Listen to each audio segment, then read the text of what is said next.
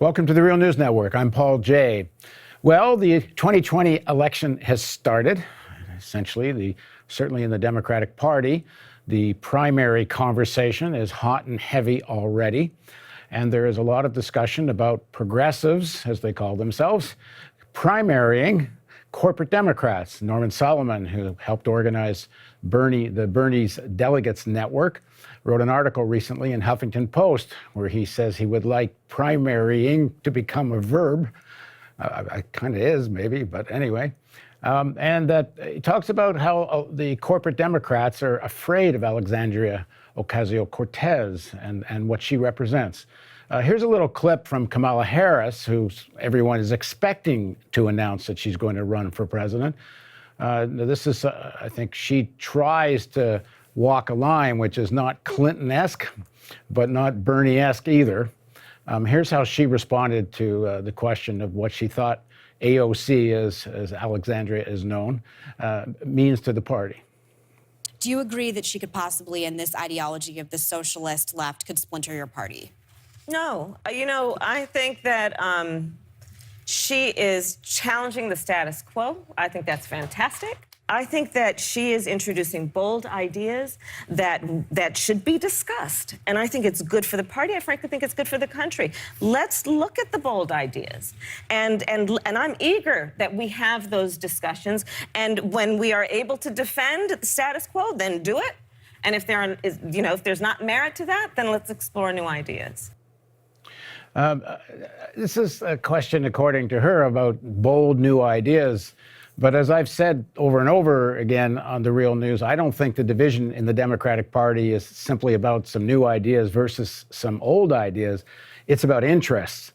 And the section of the American oligarchy has its hands on the Democratic Party apparatus and would not like, what is it, their fingers, cold, dead fingers pried off the apparatus. But Sanders certainly started prying off some of those fingers. Norman, you wrote in your article, let me first of all introduce our guest. So joining us, first of all, is Norman Solomon, who wrote the article in Huffington Post. Norman's co-founder and national coordinator of rootsaction.org. And he, as I say, just recently published this piece in Huffington Post. It was called Democrats Are Afraid of Alexandria Ocasio-Cortez, Too. And that's a good thing. Also joining us is Jaqueline Luqman. She's editor-in-chief of Luqman Nation, a social media outlet that connects history, politics, and evolving social issues through a Black and Pan-African revolutionary perspective. Thank you both for joining us. Thank you. Thanks. So, Norman, let's pick up on your article. Kamala Harris, it's interesting how she positions that this is just a difference of ideas. And it reminds me of something that Hillary Clinton said to Bernie Sanders, maybe even in their first debate. She said to Bernie, she said, Bernie and I, Clinton says, have really the same objectives. It's just a difference of how to get there. And they try to make out that this split in the party is simply over ideas. So what do you make of that? And what do you make of this? Explain your call to primary the corporate Democrats. Maybe Hillary Clinton meant that they both had the same objective to get elected. Other than that, though, I think the actual goals in that case and in many others are quite different. There's a pretense, and Hillary Clinton has embodied that somehow the Democratic Party can serve the interests of Wall Street and Main Street. The average working person, wannabe working person, retired individual, struggling student, that somehow the party can serve their interests and also serve the interests of the predatory bank executives and the hedge fund multimillionaires and the huge multi-billion-dollar corporations. That's just not the real world. It's a fantasy that, unfortunately, has been swallowed by a lot of folks who could and should know better. We're really at a juncture where the left is gaining tremendous momentum through social movements and awareness and public discussion. And part of that momentum is in electoral terms. So when the Democratic Party is going to have so many incumbents running in 2020, it would be a terrible mistake for progressives to not pick and choose, but definitely choose which incumbents in Congress and other major offices to challenge in those primaries. And as you said, Paul, this piece I wrote for Huffington Post says that primary should more emphatically become a verb, that just as Alexandria Ocasio-Cortez was successful in ousting an incumbent and entrenched Democratic corporate person, Joe Crowley, and others have occasionally been able to accomplish that goal, it's got to be done across the board, across the country. Jacqueline, what's your thoughts?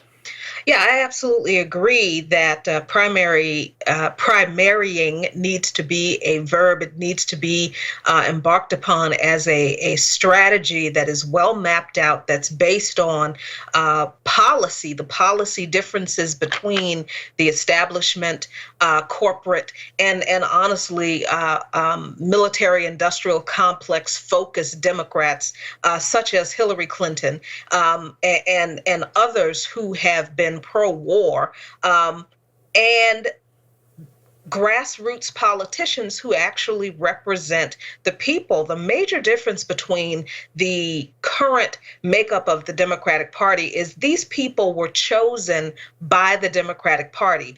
The difference between the Ayanna Presleys and the Alexandria Ocasio-Cortezes and other insurgent progressive candidates who unseated Democrats in these races is that they were selected by the people. And that has to be done, as Norman said, across the board in every race. It cannot just be we have to vote blue no matter who. We have to keep the blue wave pushing. We have to examine these politicians' policies, every single one of them. And if their policies line up too much with corporate focus, with military focus, with fossil fuel focus, with Wall Street's focus, then yes, they need to be primaried. And a leader from among the people that is going to advance the people's interests needs to be put in that person's place. Norman, many of the candidates now are adopting some of the expected candidates, certainly at the presidential level, are starting to adopt some of the Sanders language. You have more people saying they're for Medicare for all. You got more people talking about Green New Deal. How are you going to separate those who are taking on some of the rhetoric? And there you have Kamala Harris, for example, who's normally considered not Hillary Clinton, but as I said, certainly not Bernie Sanders, and trying to sort of incorporate the progressive wing into what's expected to be her own candidacy. It's rhetoric versus record. It's wheat from chaff. It's whether somebody put on these now insurgent ascending ideas as sort of the new fashion clothes of the season, or whether they've walked the walk and talked the talk for a very long time. If we look at the actual polling numbers across this country, I'm not just talking Democrats, but just people who live in the United States, you have polls showing that Medicare for all, for instance, and free public college tuition for all, those proposals gain upwards of 70% of support. And this disconnect between the punditocracy and the corporate-backed candidates on the one hand and what people really want has become so huge because of the Occupy movement, because of Bernie's campaign, because of so many insurgent candidates and activists, that now people such as Kamala Harris and many, many other congressional candidates as well, they feel that they need to give lip service. But the fact is that we can't afford to go on lip service, because when we've done that, we've had one president after another with a D after their name, one member of Congress after another with D after their name, and they simply have never fought for the principles that sometimes they give lip service to. Jacqueline, the counter argument goes, and there's some evidence of this in the just recently held midterms, that in places where there were progressive candidates that won their primaries, not that many actually won. Some did. And of course, Alexandria is one of the best known. But there's places where, in fact, the seat went Republican. Now, it might have gone Republican anyway, but the argument goes that this theory that progressives can win districts that corporate Democrats can't, it's a mixed bag whether there was an answer to that. What do you make of that? I think some of it comes down to messaging. A lot of these new progressive candidates were first-time campaigners, so they didn't have the whole concept of messaging down. You know, you can't say that you're a progressive, especially in a competitive district where you're running against a Republican that has a chance and a corporate Democrat who's an incumbent. You can't just tie the Republican to Trump and think that's going to win you that seat. You have to talk about policies. And at the same time, if you want to unseat the incumbent Democrat, you have to do the same thing with a Republican. You have to point out why these people's policies have failed the people. Kamala Harris is an very interesting subject to me. It's interesting that we open this piece with her comments because, you know, she talked about Alexandria Ocasio-Cortez's bold policies as if these policies that are being talked about are some type of new fangled bunch of things that no one has ever seen. But these policies, other than being focused on renewable energy, really are things that we have done before in this country. And I think that is one of the major mistakes that a lot of these progressive candidates who are new to politics and new to campaigning are weak on their political history. Because the argument can be made that we've done these things before, so we can do them again. We've done a New Deal before. It's not new. Just the fact that it's green and that it focuses on renewable energy doesn't mean that it's something we haven't seen before. We have done free college tuition before. We have done some type of expanded Medicare for most Americans before. We've done these kinds of social programs before. So the only reason we think we can't do them is because certain politicians tell us that we can't afford it.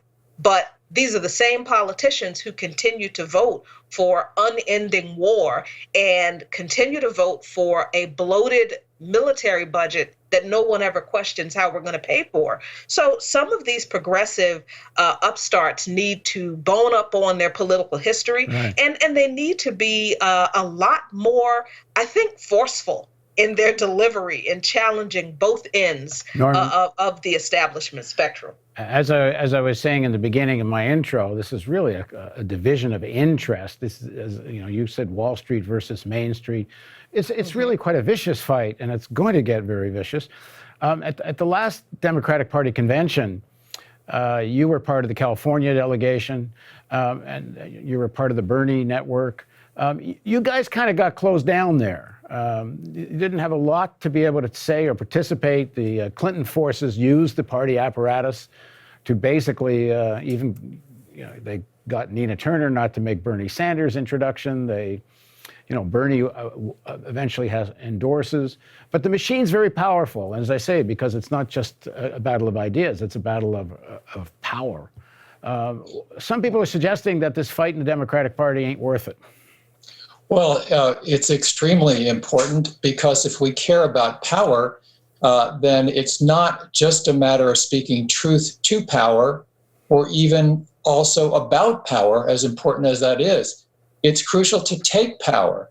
And if Alexandria Ocasio-Cortez had run as a Green or some other third-party candidate, she would still be tending bar. Nothing wrong with that. But the fact is that if we want to have authentic representatives of grassroots people's interests, then we need to realize that history tells us and reality tells us that we've been able to elect some genuine people to represent people's interests through the Democratic Party. That's how we have Rashida Tlaib from Detroit in Congress, also like AOC, a declared Democratic socialist. So I think we need our feet on the ground and our eyes on the horizon. The fact is that since the 2016 campaign, activism and rootsaction.org has been part of a coalition, including Our Revolution and other groups, we basically shut down the superdelegate problem, which was instrumental in getting